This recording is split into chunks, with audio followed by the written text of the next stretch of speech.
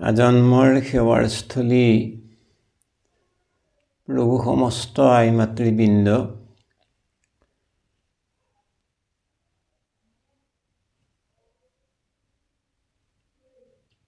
আজি আমি আপোনাসবক এজন শ্ৰোতা বা প্ৰভুৱে প্ৰায় এভাগ মন্তব্য আগবঢ়াইছিল যে ভৰতৰ কি কাৰণত তিনিটা জন্ম ল'ব লগা হ'ল। ভৰতনো কোন আছিল?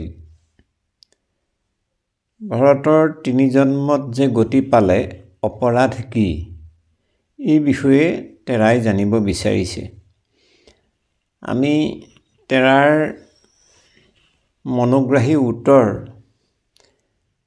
আগবঢ়াব হয়তো পৰা নাযাবও পাৰে, তথাপিতো তেৰাই জানিব যিহেতু বিচাৰিছে, আমি তেৰাৰ লগতে সমস্তজনৰ অকণমান সেৱা হ'ব পৰাকৈ আমাৰ সামান্য ধ্যান ধাৰণাৰে, সামান্য চিন্তাৰে আমি যেনেধৰণে বুজি পাইছোঁ, তেৰাই আগবঢ়োৱা মন্তব্যভাগৰ ওপৰত ভিত্তি কৰি ভৰতৰ বিষয়ে আমি কেইভাগমান কথা আগবঢ়োৱাৰ এটা প্ৰয়াস কৰা হৈছে।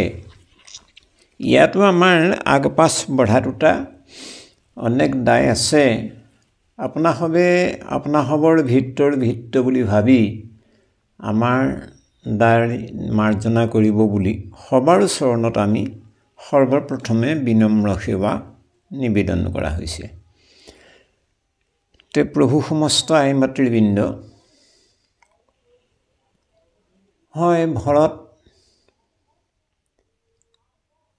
ঋষভ ভগৱন্তৰ জ্যেষ্ঠ পুত্ৰ। ঋষভৰ 100জন ল'ৰা আছিল আৰু 100জন ল'ৰাৰ ভিতৰত ভৰত হ'ল শ্ৰেষ্ঠ, যিজন ভৰতে তিনি জন্মে পাইলা যিটো ভগৱন্ত গতি, আউৰ নৱজন ভৈলা নৱদ্বীপপতি।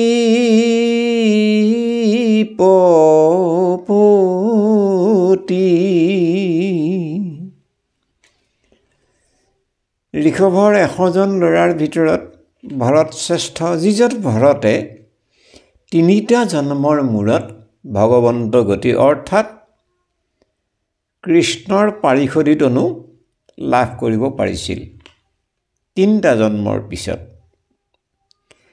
তিনিটা জন্মনো কিয় ল'ব লগা হ'ল, এই বিষয়ক আমি আলোচনা কৰিব লগা নিশ্চয় আছে।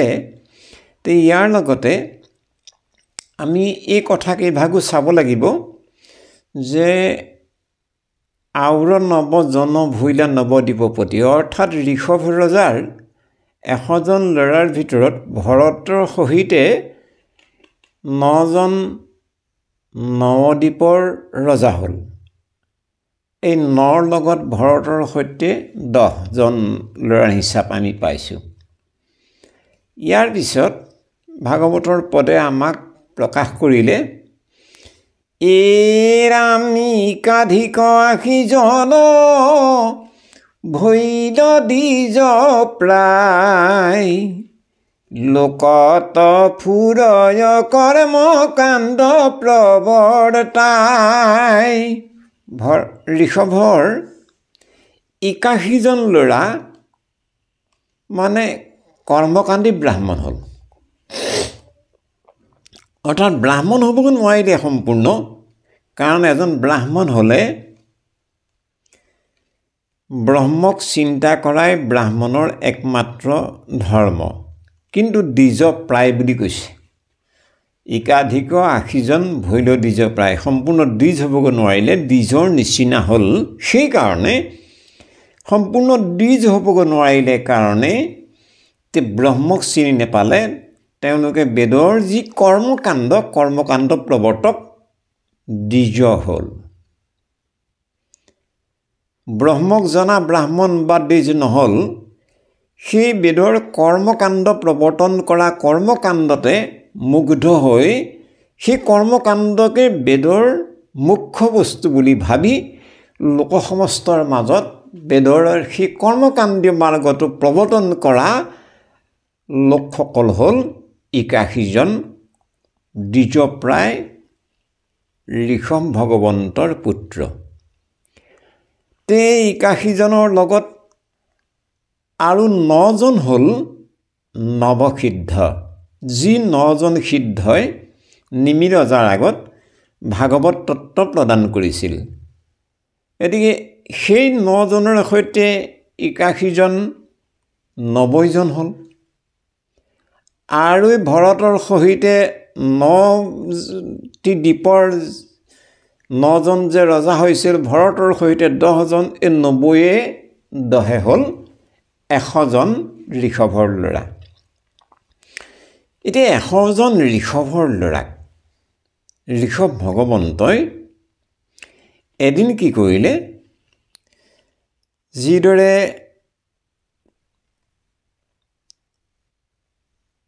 যোগ্য সতী সন্তানক পিতা মাতাই যিদৰে সদা সৰ্বদা সজুপদেশ প্ৰদান কৰে, কোনো কাৰণত কেতিয়াও কোনো পিতৃয়ে নিজৰ পুত্ৰসকলক বিপথে যোৱাটো কামনা নকৰে, ঠিক তেনেকৈ ঋষভ ভগৱন্তয়ো এই 100জন ল'ৰাক এদিন বহুৱাই উপদেশ বাণী প্ৰদান কৰিছে।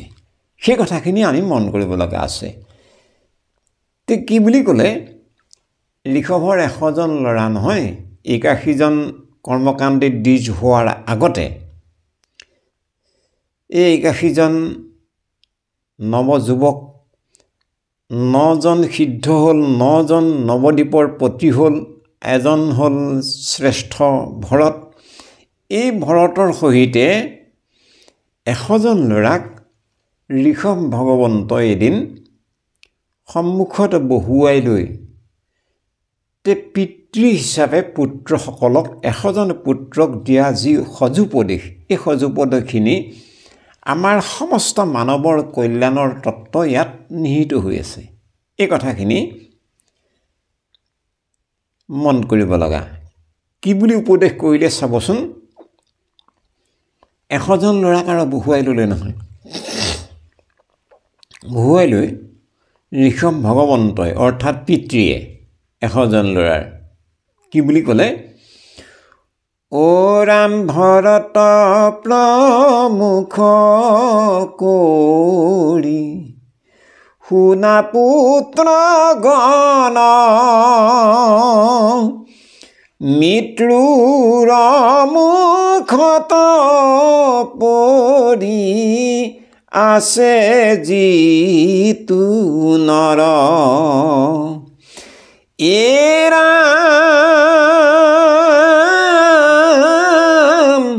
ভকতিৰ উপদেশ দিয়া মাধৱৰ,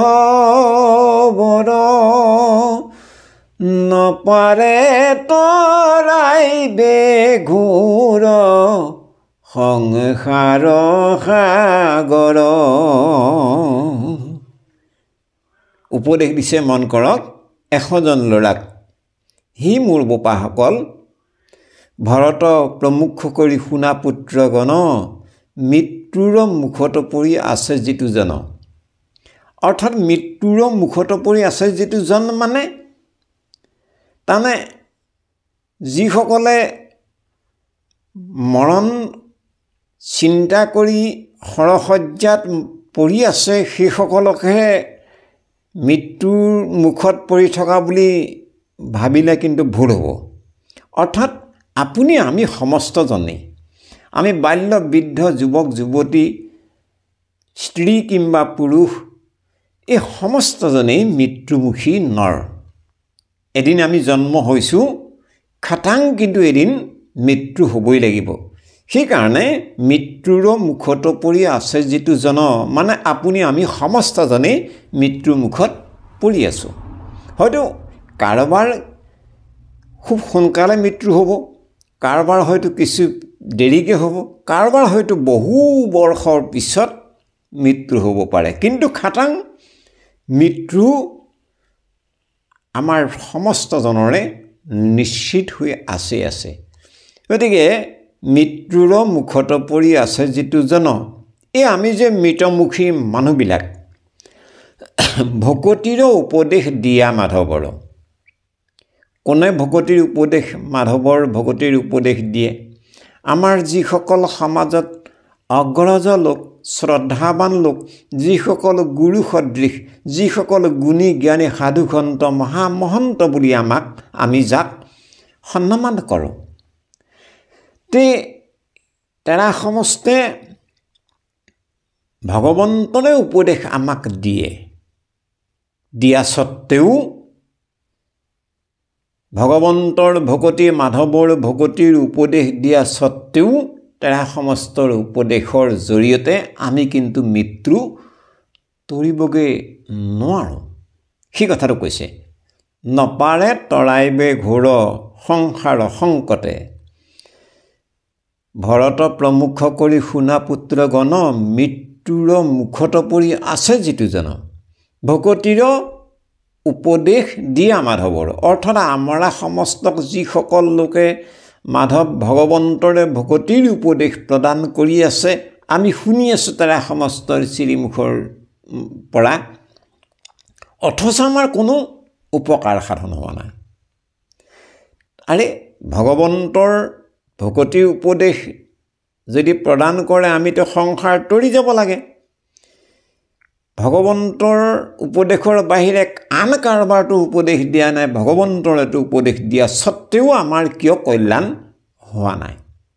অৰ্থাৎ নিশ্চয় আমি শ্ৰৱণ কৰা, আমি মানে মনন চিন্তন কৰা ক'ৰবাত হয়তো কিবা ভুল হৈ গৈছে, নহয় আমাক উপদেশদাতা যিসকল গুৰু আছে, গুৰুসকলে নিশ্চয় যেনেধৰণে আমাক উপদেশ প্ৰদান কৰিব লাগে, হয়তো তেৰা সমস্তে তেনেধৰণে উপদেশ কৰাত ক'ৰবাত ভুল হৈ গৈছে, যাৰ কাৰণে নেকি ভগৱন্তৰ ভকতিৰ উপদেশ দিয়া সত্ত্বেও অ' ৰাম নপাৰে তৰাই দে ঘূৰ সংসাৰ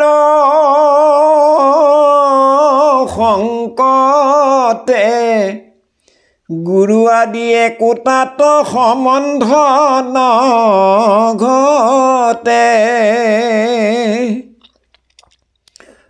নপাৰে তৰাই দে ঘোৰ সংসাৰ সংকটে। অৰ্থাৎ আমি মৃতমুখী সমস্তজন মানুহৰ যদি ভগৱন্তৰে উপদেশ প্ৰদান কৰি আমাক ভগৱন্ত গতি প্ৰাপ্ত কৰাই দিব নোৱাৰে, তেতিয়াহ'লে সেইসকল উপদেশদাতা গুৰুৰ লগত আমাৰ কোনো কাৰণত গুৰু আদি একোটাৰ সম্বন্ধ নঘটে।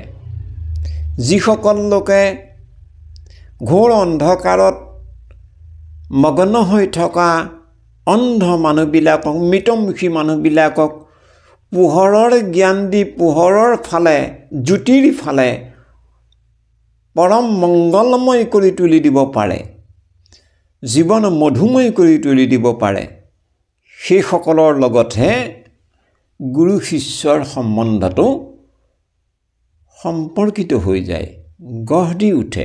কিন্তু যিসকলৰ উপদেশ শুনা সত্ত্বেও, যিসকলৰ উপদেশে আমাক সংসাৰ সংকটৰ পৰা কেতিয়াও কোনো কাৰণত কল্যাণ সাধন কৰি দিব যদি নোৱাৰে, তেতিয়াহ'লে হেনো সেইসকল আমাৰ সামাজিক জীৱনৰ গুৰু বুলি আমি যদিও ভাবিছোঁ, সেইসকলৰ গুৰুৰ সম্বন্ধ, শিষ্যৰ সম্বন্ধ আমাৰ হেনো কেতিয়াও মানে সংযোগ নহয়, সম্বন্ধ কেতিয়াও নঘটে।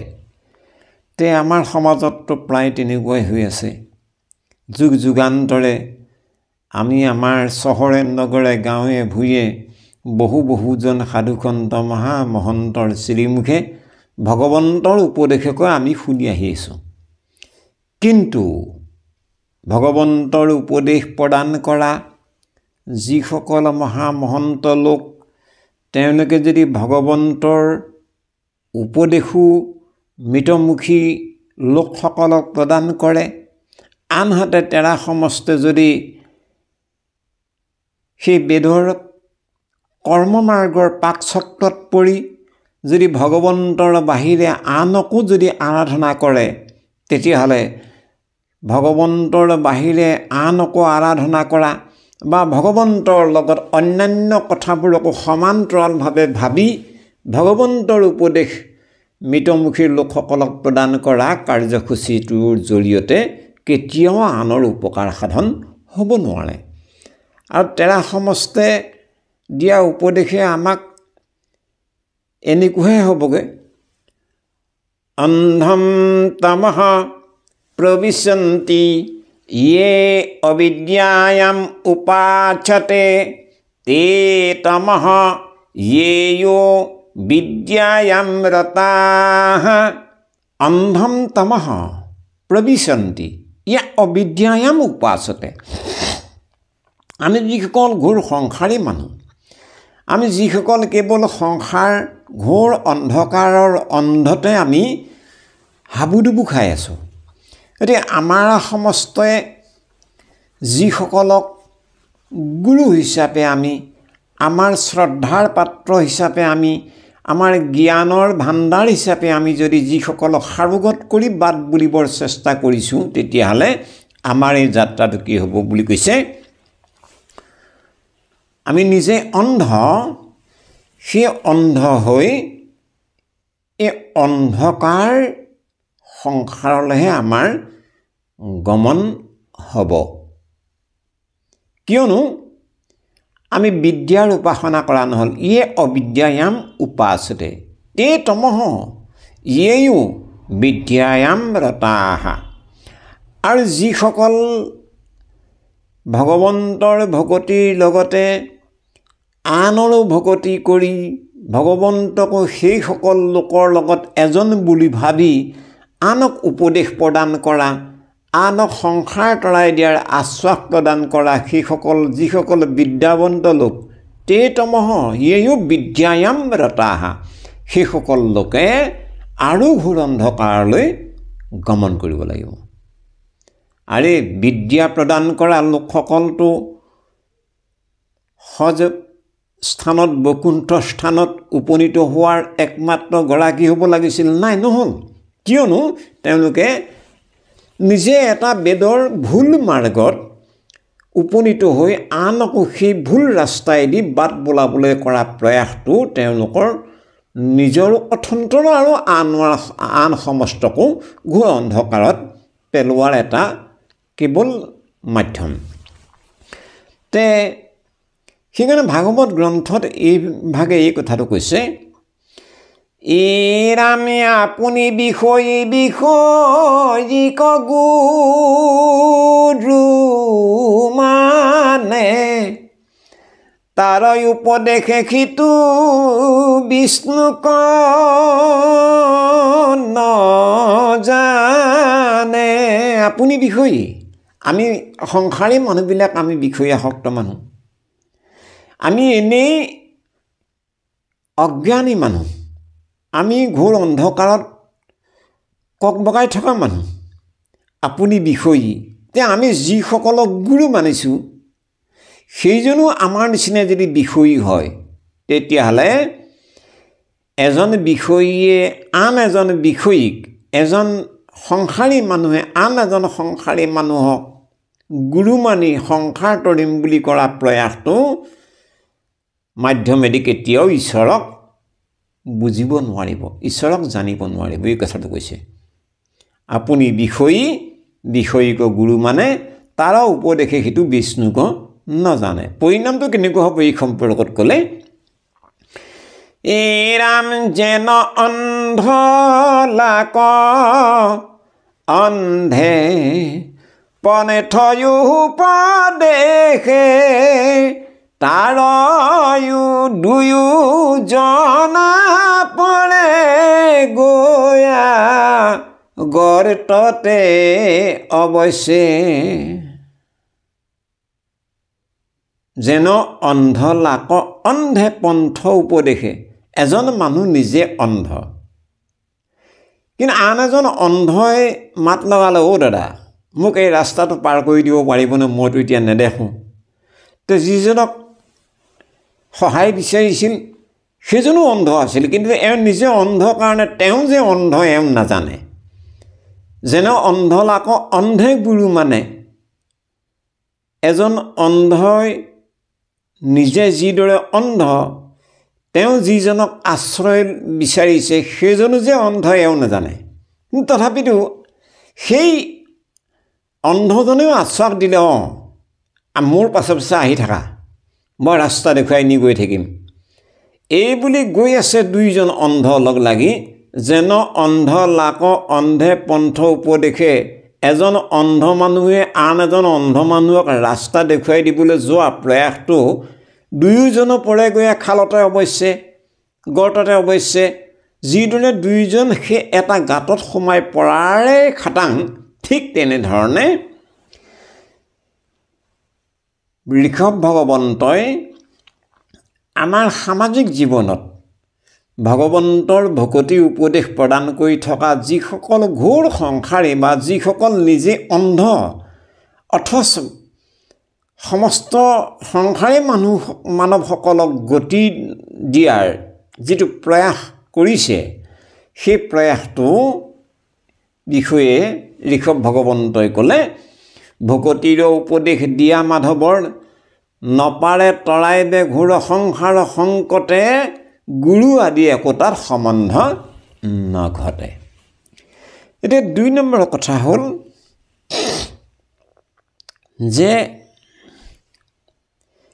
ঋষভ ভগৱন্তই সেই ১০০জন পুত্ৰক নিমিত্ত কৰি সমস্তজন মানৱৰ কাৰণে কি বুলি ক'লে, এই কথাখিনি মন কৰিব লগা। কি বুলি ক'লে চাওক, ইৰাম কে নমতে গুৰু সিটো সুহৃদ কিশোৰ, কে নমতে গুৰু সিটো সুহৃদ কিশোৰ, কে নমতে পিতৃ মাতৃ ভৈল সিটো নৰ। যে পিতৃ মাতৃ সতি সন্তান জন্ম দিলে কাৰণে পিতৃ মাতৃ হ'ব পাৰে নেকি? নহয়, এই কথাটো কৈছে। উপদেশ প্ৰদান কৰিছে কাৰণে গুৰু হ'ব পাৰে নেকি? নোৱাৰে। বোপাহঁত সেই ভৰতকে প্ৰমুখ কৰি মোৰ ১০০জন ল'ৰা মন দি শুনাচোন, কেনমতে গুৰু সিটো সুহৃদ কিশোৰ, কেনমতে পিতৃ মাতৃ ভৈল সিটো নৰ। যে মোৰ লগত সখী এটা সময়ত বিশেষ এটা পৰিৱেশত পৰি মই সখী পাতিলোঁ বুলিয়ে মোৰ সখী হ'ব পাৰে নেকি? সুহৃদ হ'ব পাৰে নেকি? কেনমতে গুৰু সিটো সুহৃদ কিশোৰ, উপদেশ আমাক দিছে কাৰণে তেওঁ গুৰু হ'ব পাৰে নেকি? তেওঁৰ লগত মোৰ বন্ধুত্ব আছিল কাৰণে তেওঁ মোৰ প্ৰকৃত বন্ধু নেকি? নহয়। কেনমতে গুৰু সিটো সুহৃদ কিশোৰ, কেনমতে পিতৃ মাতৃ ভৈল সিটো নৰ। আৰু এই সতি সন্তান জন্ম দিলেই কাৰণে পিতা মাতা হ'ল নেকি? নহয়। কুকুৰ শিয়ালেওতো বহু সতি সন্তান জন্ম দিয়ে। তে ইতৰ প্ৰাণীবিলাক আৰু আমাৰ মাজত কোনো পাৰ্থক্য নাই, কিন্তু ইতৰ প্ৰাণীবিলাক আৰু মানুহৰ মাজত এটাই পাৰ্থক্য আছে, যে ইতৰ প্ৰাণীবিলাকে সতি সন্তান জন্ম দিয়ে, কিন্তু সিহঁতক ঠিক ৰাস্তাত বাট বোলাবৰ কাৰণে সেই যোনিত জন্ম ধাৰণ কৰা পিতৃ মাতৃসকলে, তেওঁলোকৰ পিতাক মাতৃসকলে পথ দেখুৱাব নাজানে। কিন্তু মানুহে আকৌ তেনেকুৱা ধৰণৰ নহয়। মানুহে কি কৰে, এটা সতি সন্তান জন্ম দিয়াৰ পিছত তাক ডাঙৰ দীঘল কেনেকৈ কৰিব লাগে সেই চিন্তাটো কৰে। তাক এজন দেশৰ সুনাগৰিক হিচাপে কেনেকৈ গঢ় দিব পাৰি সেই কথাবোৰ চিন্তা কৰে। তাক ভাল এখন স্কুলত এডমিশ্যন দিয়াই কেনেকৈ ভাল শিক্ষাৰে উপযুক্ত এজন দেশৰ সুযোগ্য সন্তান, দেশৰ নাগৰিক হিচাপে তাক উলিয়াই নিব লাগে, এই কথাবোৰ মানুহে চিন্তা কৰিব পাৰে, ইতৰ প্ৰাণীয়ে নোৱাৰে।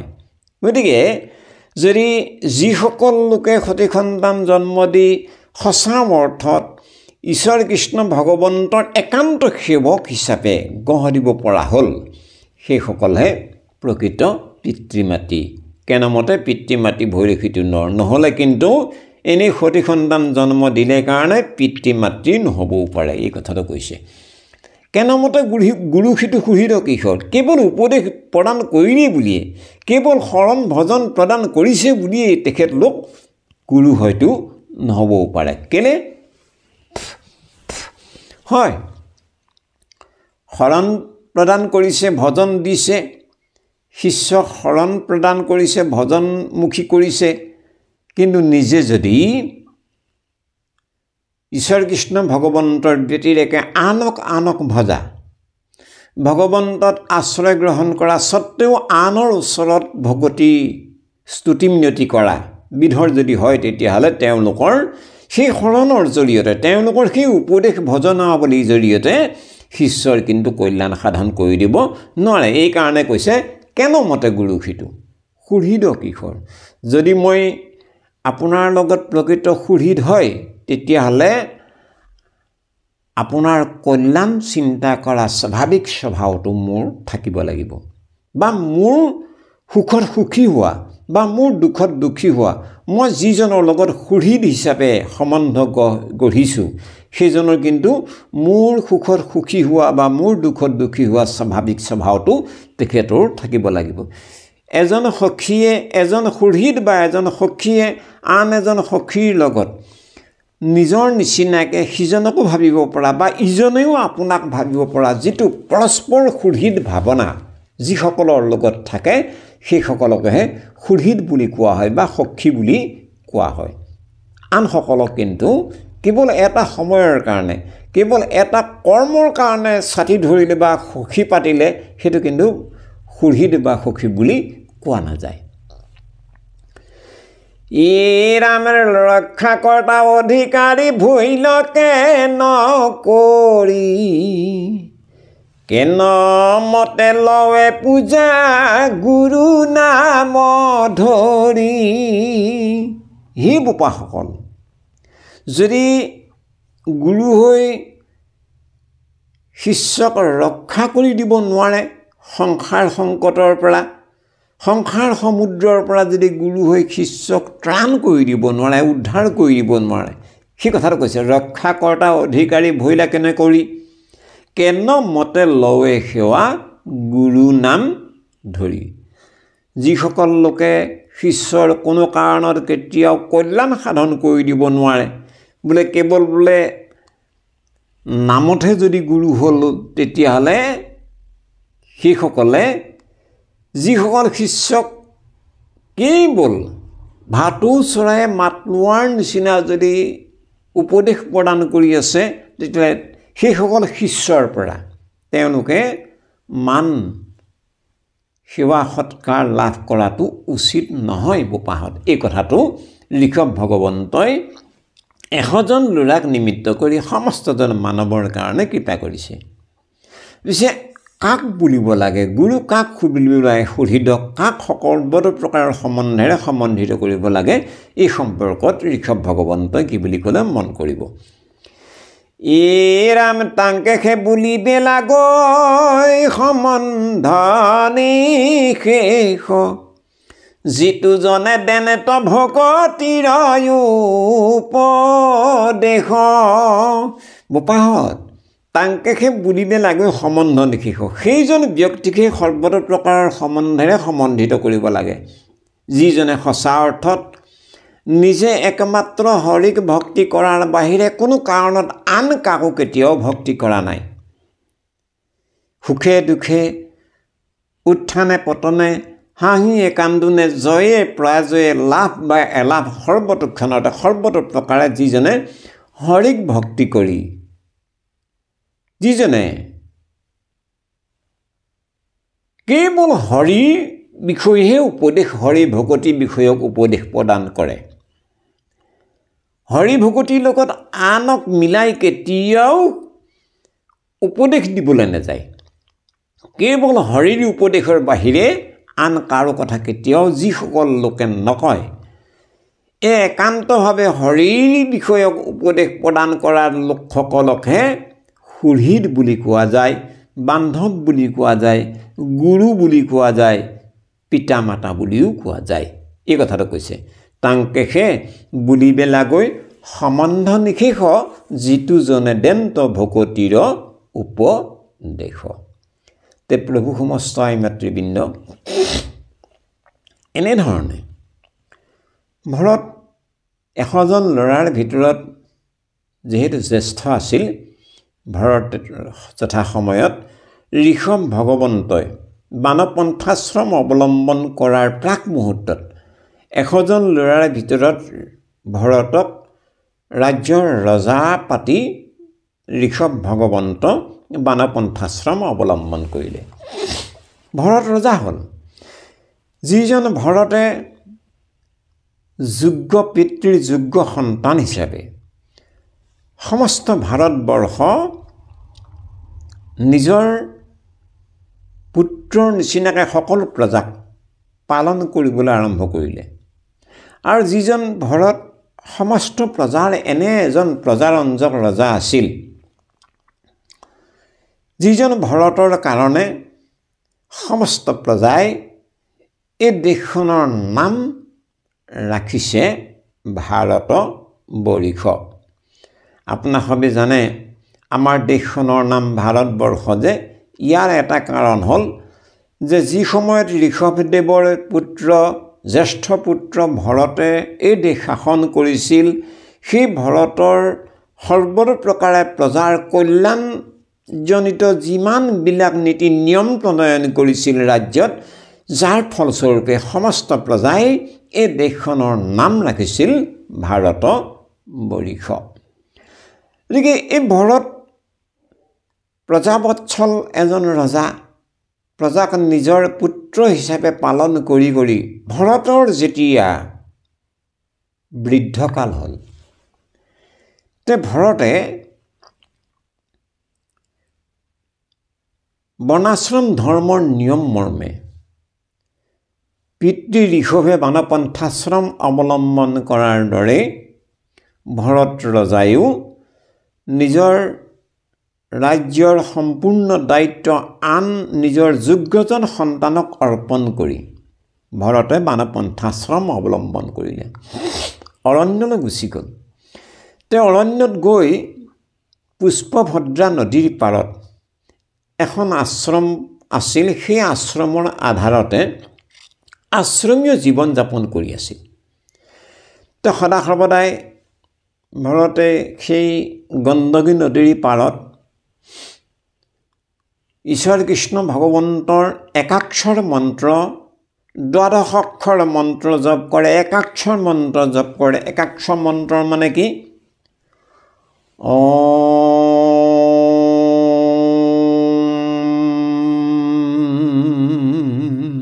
অৰ্থাৎ ওমকাৰ ধ্যান কৰে। দ্বাদশ অক্ষৰ মন্ত্ৰ মানে কি? নমো ভগৱতে বাসুদেবায়,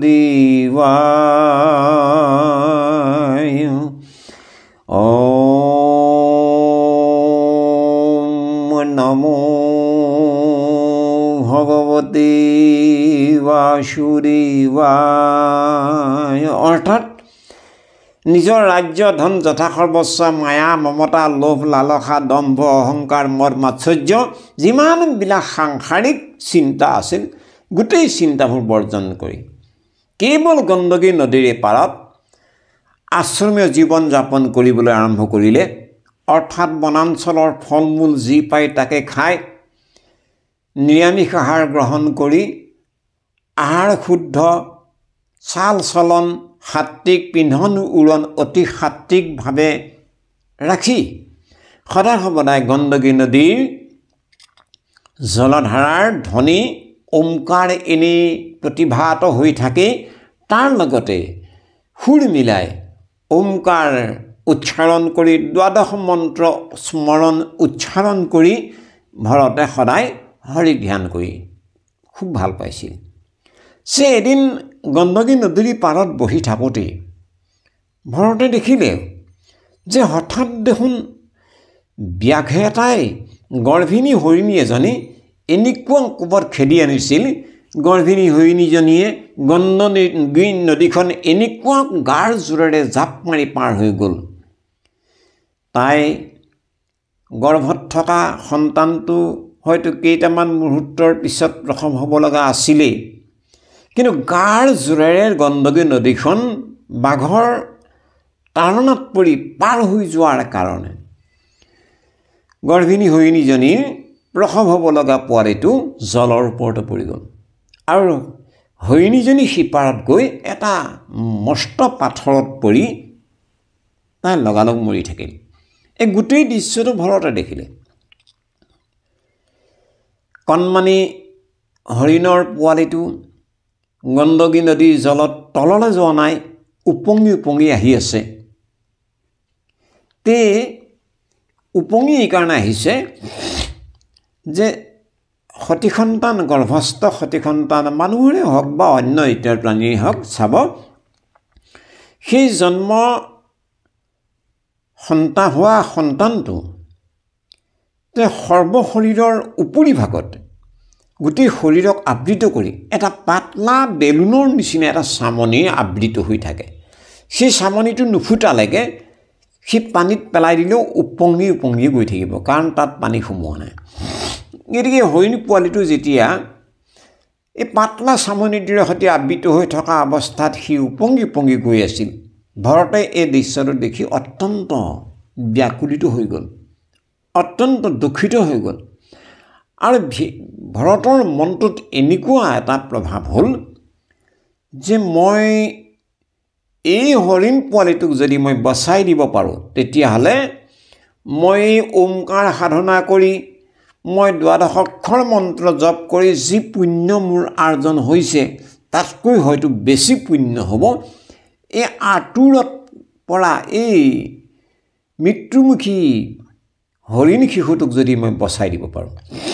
এইবুলি ভৰতে গণ্ডকী নদীলৈ নামি গ'ল আৰু সেই পোৱালিটোক আল ফুলকৈ জলৰ পৰা উঠাই আনিলে। আনি মাক হৰিণে যিদৰে পোৱালিটোক চিলেকি চাফ চাফাই কৰে, ঠিক ভৰত ৰজায়ো হৰিণ পোৱালিটোক চাফ চাফাই কৰি ধুনীয়াকৈ আঁতোপিত কৰি তাক কোলাত লৈ তাৰ কাৰণে গাখীৰ খুৱাব লাগে।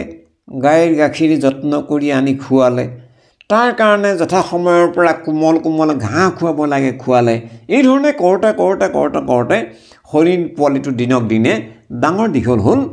আৰু সি যিহেতু জন্মৰ পিছৰ পৰাই এজন মানুহৰ লগত তাৰ সংগী হ'ল, সেইকাৰণে সৰ্বতোক্ষণতে সেই হৰিণ পোৱালিটোৱে ভৰতকে নিজৰ পিতা, ভৰতকে নিজৰ মাতা হিচাপে ভাবি প্ৰত্যেকটো মুহূৰ্তত ভৰতৰ কোলাতে বহে, কেতিয়াবা ভৰতৰ ডিঙিতে জাপ মাৰি উঠে, আদি আদি এনেকুৱা নিবিড় সম্পৰ্কত সম্পৰ্কিত হৈ গ'ল হৰিণ পোৱালিটো আৰু ভৰতৰ মাজত। আৰু ভৰতেও এনেকুৱা হ'ল যে খাওঁতে শুওঁতে সৰ্বতোক্ষণতে দিনক দিনে সেই আগৰ যি ব্ৰহ্ম সাধনা কৰা যি স্বাভাৱিক স্বভাৱ স্খলন হৈ গ'ল। গোটেই ভৰতৰ চিন্তা চৰ্চা, কায় মনোবাক্য সৰ্বতো প্ৰকাৰৰ প্ৰচেষ্টা কেৱল হৰিণ পোৱালিটো লাগি গ'ল। এইধৰণে থাকোঁতে থাকোঁতে হৰিণ পোৱালিটো ডাঙৰ দীঘল হ'ল। এদিন ভৰতৰ অন্তিম ক্ষণ সমাগত হ'ল, যে যেতিয়া নেকি ভৰতৰ জীৱনায়ু শেষ হওঁ হওঁ হ'ল, ভৰতৰ মনত বৰ চিন্তা হ'ল, দেখিও মই আছোঁ কাৰণে পোৱালিটোক চোৱা চিতা কৰি আছোঁ, মইতো মৰিম এতিয়া, তে মোৰ বিনিময়ত বেচেৰা পোৱালিটোৰ বা অৱস্থা কি হ'ব? বেচেৰী মাকজনীয়ে পোৱালিটোক এৰি থৈ গ'ল, আৰু মই যদি পোৱালিটোক এৰি থৈ যাওঁ, সেই মাকৰ নিচিনাকৈ হয়তো কোনোবা বাঘে আহি মোৰ পোৱালিটোক, হৰিণ পোৱালিটোক খাব, আদি হৰিণ পোৱালিটোৰ কথা চিন্তা কৰি থাকোঁতে থাকোঁতে ভৰতে দেহ এৰিব লগা হ'ল। এই বিষয়ে কৈছে ভৰতৰ কোনো অপৰাধ হোৱা নাছিলে, বা মাথোন ভৰতৰ এটাই ছিদ্ৰ হ'ল। কোনটো ছিদ্ৰ? যে এজন হৰিক সাধনা কৰিবলৈ যোৱা ভকত হৈ পুনৰ আকৌ মায়াৰ পাশত আবদ্ধ হোৱাটোৱেই হ'ল ভৰতৰ অপৰাধ। তে কি হ'ল ভৰতৰ? এই যে অহৰহ হৰিণ পোৱালিটোৰ কথা ভাবি আছিল, ভাবি থাকোঁতে যে প্ৰাণ গুচি গ'ল, ৰাম মৰণ কালত হৰি নকমনে ধৰি চিনিতি আঠা কন্ত ৰাজায়ে কচিত কৰি ও হৰিণীক চিন্তি পাছে এৰিলা শৰীৰ হৰিণীৰ গৰ্ভে উপজিলা মহাবীৰ। এতিয়া লেঠাটো হ'ল এইখিনিতে বাপ আপুনি জানিব বিচাৰিছে যে হৰিণৰ পাপ ভৰতৰ পাপ কি। ভৰতৰ এনেকৈ কোনো পাপ নাছিলে, কিন্তু এজন ঈশ্বৰক সাধনা কৰিবলৈ যোৱা ভকতে যদি পুনৰ কেনেবাকৈ আকৌ বিষয়ৰ কথা মনত ভাবিবলৈ আৰম্ভ কৰে, তেতিয়াহ'লে সেই মৰণৰ সময়ত যদি সেই বিষয়ৰ ভাৱনাই যদি মানুহক লগ লয়, তেতিয়াহ'লে ভৰতে যিদৰে হৰিণ জন্ম ল'বগৈ লগা হ'ল, ঠিক আপোনাৰ মোৰো অৱস্থাটো তেনেকুৱাই হ'ব। এই কথাটোৱে আমাক এই জ্ঞানটোকে প্ৰদান কৰিছে যে আমি যিহেতু ঈশ্বৰত এবাৰ আশ্ৰয় কৰাৰ পিছত, ভগৱন্তত এবাৰ শৰণ লোৱাৰ পিছত কোনো কাৰণত কেতিয়াও আমি মায়াময় সংসাৰৰ কোনো কথাই আমাৰ মনত অতি গভীৰভাৱে আমি কেতিয়াও চিন্তা কৰি ধৰি ল'ব নাপায়। যদি আমি যিবিলাক কথা মনত খুব বেছিকৈ আমাৰ হৃদয়ত আমাৰ মগজত খুব বেছিকৈ আমি যদি সোমাই ৰাখোঁ, তেতিয়াহ'লে মৰণৰ সময়ত সেই কথাবিলাকে আমাক কিন্তু বিৰাট আমাক গতিৰ পন্থত, আমাৰ কল্যাণৰ পন্থত বাধক হিচাপে আমাক থিয় দিব। এতিয়া ভৰতৰ সেইটো হ'ল, ভৰতে কি হ'ল, মৰণ কালত হৰি নকম মনে ধৰি চিন্তিয়া ফাকন্ত ৰাজা একচিত্ত কৰি। একচিত্তে চিন্তা কৰি থাকিব লাগিছিলে হৰিক, ঈশ্বৰক। ভৰতে এতিয়া একচিত্তে চিন্তা কৰিবলৈ ধৰিলে হৰিণক। হৰিণক চিন্তি পাছে এৰিলা শৰীৰ।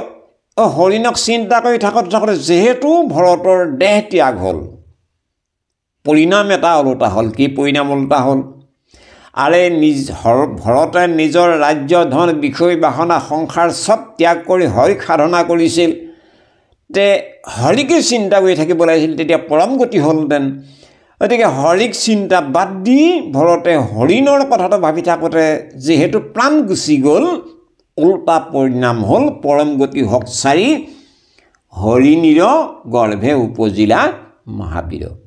ভৰতৰ এইকণ ছিদ্ৰৰ কাৰণে ভৰতে হৰিণী এজনীৰ গৰ্ভত এটা হৰিণ পোৱালী হিচাপে গৰ্ভস্থ হ'বগৈ লগা হ'ল।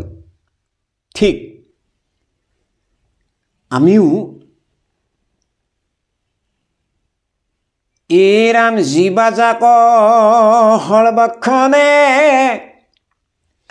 চিনিতি আঠা কয় তাহাৰ স্বৰূপ কৃতো অৱশ্যে পাৱয়। মৰণৰ সময়ত যদি মোৰ নাতিটোৰ কথা মোৰ মনত ভাবি থাকোঁতে প্ৰাণ গুচি গ'ল, মই নাতি এটা হৈ জন্ম ল'ব লাগিব। মৰণৰ সময়ত যদি আইগৰাকী বাপ জনাৰ কথা ভাবি থাকোঁতে প্ৰাণ গুচি গ'ল, আইগৰাকী কিন্তু দ্বিতীয় জন্মত বাপ এজন হৈ জন্ম ল'ব লাগিব। বা বাপজনে যদি আইগৰাকীৰ কথা ভাবি থাকোঁতে যদি প্ৰাণ গুচি গ'ল, পৰজন্মতো বাপজনা এগৰাকী তিৰোতা হৈ আই হৈ জন্ম ল'বগৈ লাগিব। এইটো হ'ল অন্তিম সময়ৰ ভাৱনাটোৰ ওপৰতে নিৰ্ভৰ কৰিব আপোনাৰ পৰৱৰ্তী জন্ম কৰ্ম নিশ্চিত। গতিকেলৈ এতিয়া যেতিয়া নেকি হৰিণীৰ গৰ্ভত এটা হৰিণ জন্ম হ'লগৈ, যিহেতু এজন মহাসাধু আছিল, গতিকে সাধুৱে যেতিয়া পৰম গতি পাব লাগিছিল নাপালে, হৰিণৰ জন্ম ল'ব লগা হ'ল কৰ্মৰ দোষত, নিজৰ কাৰ্যৰ ভুল প্ৰক্ৰিয়াৰ কাৰণে। কিন্তু সেই হৰিণ জন্মটোতো সেই ভৰতৰ জীৱটোৱে হৰিণৰ দেহত থকা সময়তো পূৰ্ব জন্মৰ কথাবোৰ তাৰ মনত স্মৰণ হৈ গ'ল, মনত পৰি গ'ল। সেইকাৰণে সেই হৰিণ জন্ম হোৱা স্বত্তেও এতিয়া এই হৰিণ পোৱালিটোৱে কি কৰিবলৈ ধৰিলে, আন হৰিণীবিলাকৰ লগত একেলগে ফুৰা চকা চৰা মেলা কাম নকৰে। ই সদায় ই আন হৰিণবিলাকতকৈ অলপ বেলেগ ধৰণে ফালনা কাটি আছুতীয়াকৈ ই থাকিবলৈ ধৰিলে। কেলে যে মই পূৰ্বজন্মত হৰি সাধনা কৰিবলৈ আহি হৰিণৰ চিন্তা কৰি থাকোঁতেই মোৰ এই বিলাই হ'ল, এই বুলি আৰু মই কেতিয়াও হৰিণৰ মানে সান্নিধ্য নলওঁ। আৰু ই সদায় অকলশৰে থাকে, সদায় কিন্তু ঈশ্বৰক ভাবি থাকে। ভাবি থাকোঁতে 3 নম্বৰ এটা জন্ম ল'ব লগা হ'ল। সেইটো হ'ল এজন ব্ৰাহ্মণৰ গৃহত এজন ব্ৰাহ্মণৰ সন্তান। তে ব্ৰাহ্মণৰ সন্তান হৈ যেতিয়া জন্ম ল'লে, সেই ব্ৰাহ্মণজনৰ 4জন ল'ৰা আছিল আৰু ভৰত আছিল সৰু। কিন্তু ভৰত জন্মৰ পৰাই কাকো নেমাতেও নবোলেও, যিহকে দিয়ে তিহকে খায়, কিবা এটা শিকালেও নিশিকে। কিয়নো সি পূৰ্বজন্মৰ সি 3 নম্বৰ আগৰ যিটো জন্ম, সেই মানুহ হৈ থকা ৰজা হৈ থকাৰ যিটো জন্মৰ, সেই জন্মৰ কথাবোৰ তাৰ সেই ব্ৰাহ্মণৰ গৃহত এটি ব্ৰাহ্মণৰ ল'ৰা হিচাপে জন্ম হোৱা স্বত্তেও তাৰ মনত কিন্তু পৰি থাকিবলৈ ধৰিলে। সেইকাৰণে সি সদায় মানে ঈশ্বৰ চিন্তাৰ বাহিৰে কোনো দিনে কাকো আনক চিন্তা নকৰে। কোনোবাই কিবা শিকালেও নিশিকে বেলেগ, আৰু কিবা বুজালেও নুবুজে বেলেগে। কেৱল ঈশ্বৰক সি যি বুজি পালে ঈশ্বৰকে সি ধ্যান কৰি থাকে। যে মাক দেউতাকে ল'ৰাটোক বিভিন্ন প্ৰকাৰে যত্ন কৰিও মাত উলিয়াব নোৱাৰে। তে উপায়হীন হৈ ইয়াক আৰু বৰ আন ল'ৰাকেইটাৰ দৰে এই ভৰতক মানে ব্ৰাহ্মণ দম্পতী সকলোৱে মৰম চেনেহ নকৰা হ'ল। ই লাহে লাহে ডাঙৰ দীঘল হ'ল। ই এইধৰণে এদিন থাকোঁতে ককায়েকহঁতে ইয়াক পথাৰত লৈ যায়, ইয়াক কাম বনত লগাই দিয়ে। মানে কোনোবা দ জেগাটো মানে এনেকুৱা ধৰণে কোৰ মাৰিবলৈ ধৰে, সেই দয়ে হৈ যায়। কেতিয়াবা বামত কেতিয়াবা মাটি দমাই দিয়ে, বামেই হৈ যায়। কিন্তু বামৰ পৰা দলৈ অনা, বাম কৰা এই স্বভাৱটো ভৰতৰ নাই। ভৰতে কেৱল যদি কিবা এটা কামত লগাই দিলে লাগি গ'ল। এইদৰে অকৰা অজলা দেখি এজন কৃষকে সেই গাহৰিয়ে ধান খোৱাৰ উপদ্ৰৱৰ কাৰণে সেই কৃষকজনে খেতিৰ মাজতে এটা টঙি ঘৰ সাজি তাত নিজে উঠি লৈ ধান ৰখা কামটো কৰিছিল।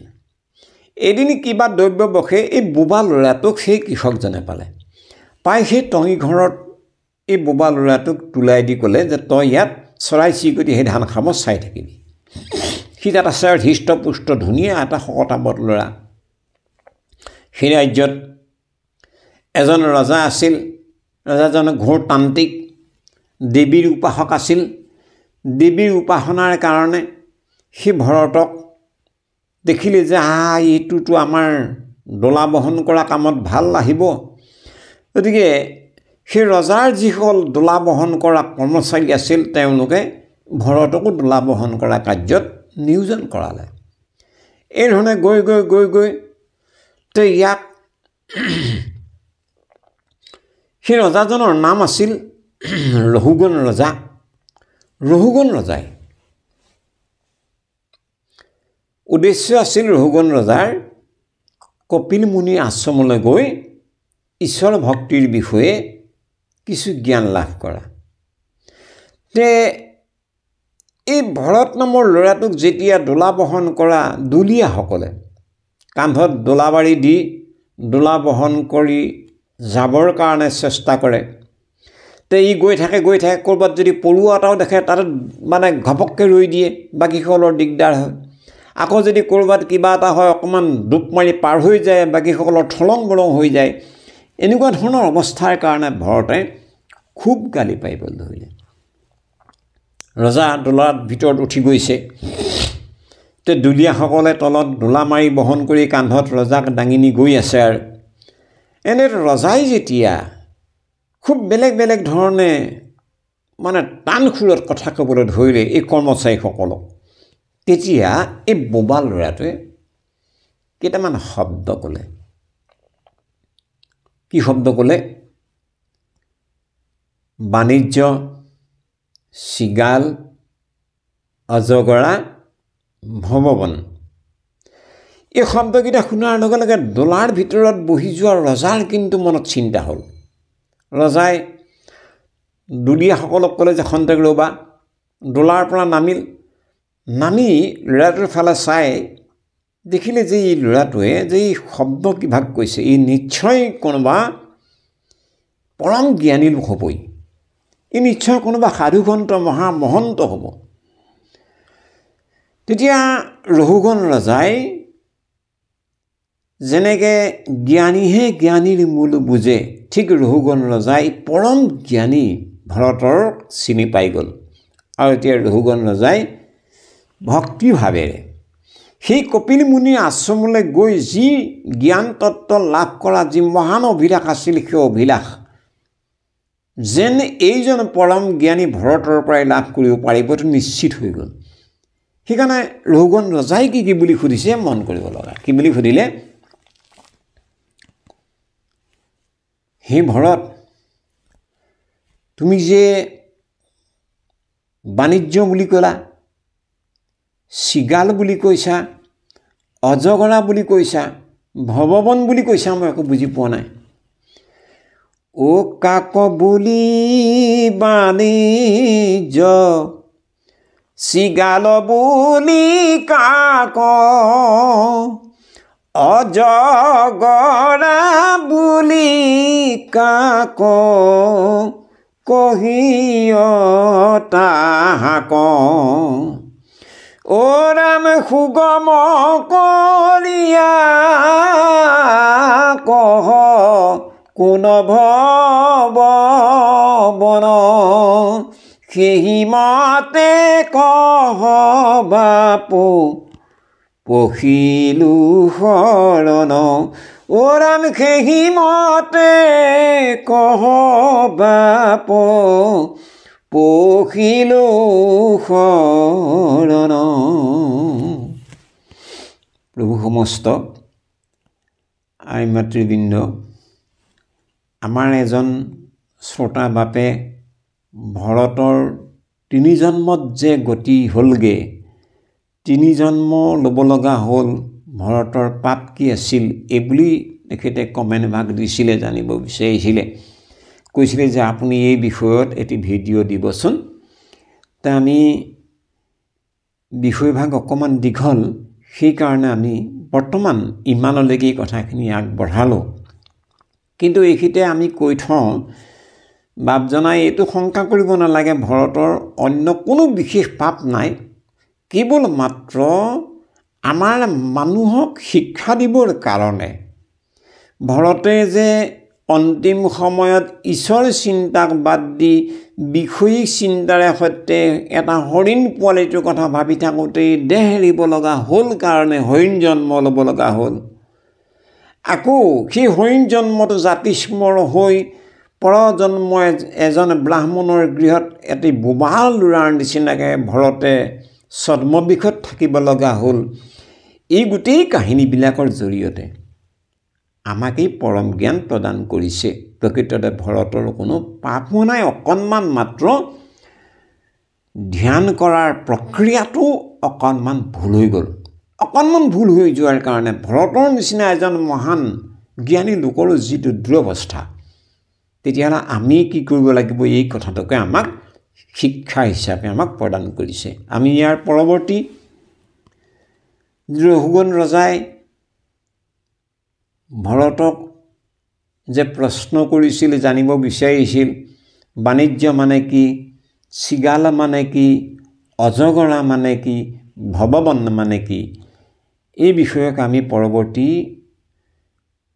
এভাগে ভিডিঅ'ৰ মাধ্যমেদি আপোনালোকৰ সেৱাৰ কাৰণে আমি আগবঢ়োৱাৰ প্ৰয়াস কৰিম। তে প্ৰভু সমস্ত আজিৰ কাৰণে আমি এই কথাখিনি ইমানতে ৰাখিছোঁ। আমি কথাসমূহ কওঁতে আমাৰ আগপাছ বঢ়াটো তাৰ নিশ্চয় অনেক দায় হৈ গৈছে।